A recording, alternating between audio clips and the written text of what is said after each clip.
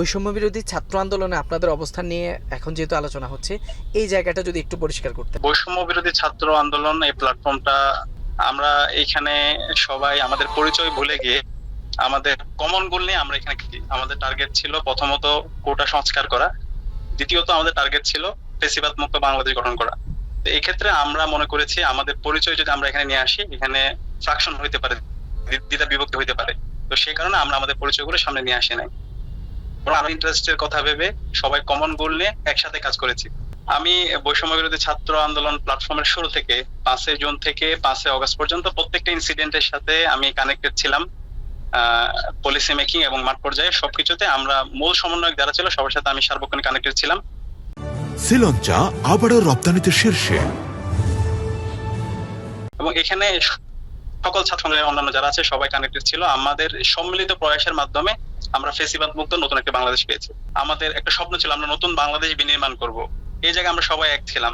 এখন আবার আমাদের তো এখানে কেউ কোনো ধরনের রাজনৈতিক উদ্দেশ্য নিয়ে আমরা আসি নাই, আমাদের উদ্দেশ্যটা ছিল ফ্যাসিবাদ মুক্ত বাংলাদেশ গঠন করা। এই ক্ষেত্রে এখানে প্রতারিত হওয়া অথবা অন্য কিছু, এই আলাপগুলো আসা মানে আমাদের মধ্যে বিভাজন তৈরি করা। আমাদের কমন গোল নিয়ে আমরা কাজ করছি, সবার পরিচয় আমরা ফ্যাসিবাদ মুক্ত বাংলাদেশ চাই, এটা নিয়ে কাজ করছি। সুতরাং এখানে কে কোন জায়গা থেকে আসছে, কার পরিচয় কি ছিল, এটা নিয়ে আসা মানে হচ্ছে আমাদের মধ্যে বিভাজন তৈরি হওয়া। এবং এটা আগামীতে এই বিভাজন গুলো যদি আমরা নিয়ে আসি, আমাদের শহীদদের যে রক্ত, সেই রক্তের সাথে আমাদের বেমানি হবে এই বিভাজনের মাধ্যমে এবং দেশের ক্ষতি হবে। আমরা চাই সবাইকে নিয়ে একসাথে কাজ করতে, আমরা আর কোনো বিভাজন চাই না। এবং সবাই একসাথেই আমরা যেভাবে এই আন্দোলনটা, এই অভ্যুত্থানটা সফল করেছি, সেভাবে আমরা আগামীর দেশ বিনির্মাণ করতে চাই। আপনারা ইতিমধ্যে জানেন ইসলামী ছাত্র শিবির ঢাকা বিশ্ববিদ্যালয়ের সভাপতি এবং সেক্রেটারির নাম প্রকাশিত হয়েছে। আমরা কাজ করছি খুব দ্রুত সময়ের মধ্যে আমাদের পূর্ণাঙ্গ কমিটি আমরা আপনাদের সামনে পেশ করবো ইনশাআল্লাহ। বাংলাদেশ ইসলামী ছাত্র শিবির ঢাকা বিশ্ববিদ্যালয়ের মধ্যে প্রতিষ্ঠিত হয়েছিল, আপনারা সবাই জানেন 1977 সালের 6 ফেব্রুয়ারি। এরপর থেকে 2024 সাল পর্যন্ত সবসময় ঢাকা বিশ্ববিদ্যালয়ে ইসলামী ছাত্র শিবির কাজ করে গিয়েছে। গত 16 বছর ধরে এখানে এক ধরনের জুলুমতন্ত্র ছিল, ফ্যাসিবাদ কায়েম ছিল। শিবির সন্দেহে অথবা শিবিরের যখন কাউকে পাওয়া গেছে তাকে নির্মমভাবে নির্যাতন করা হয়েছে।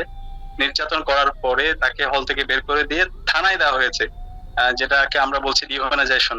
আমাদের একজন মানুষের যে অধিকার থাকে ন্যূনতম, সে অধিকার পর্যন্ত শিবিরে ছিল না। তো এখন 24-এ যে অভ্যুত্থান হয়েছে, অভ্যুত্থানের ফলে সকল মানুষের একটা প্রত্যাশা তৈরি হয়েছে, আমরা আর কোনো ধরনের বিভাজন চাই না।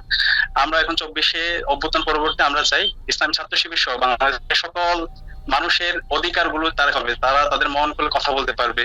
আর ঢাকা বিশ্ববিদ্যালয় শিবিরের পক্ষ থেকে আমরা বিশ্ববিদ্যালয় প্রশাসনের সাথে যোগাযোগ করেছি, বিশ্ববিদ্যালয় সহ প্রশাসন আমাদের কথাগুলো শুনেছেন এবং আমরা বলেছি আমরা নতুন রাজনীতি বিনির্মাণ করতে চাই, ছাত্র রাজনীতির সংস্কার চাই।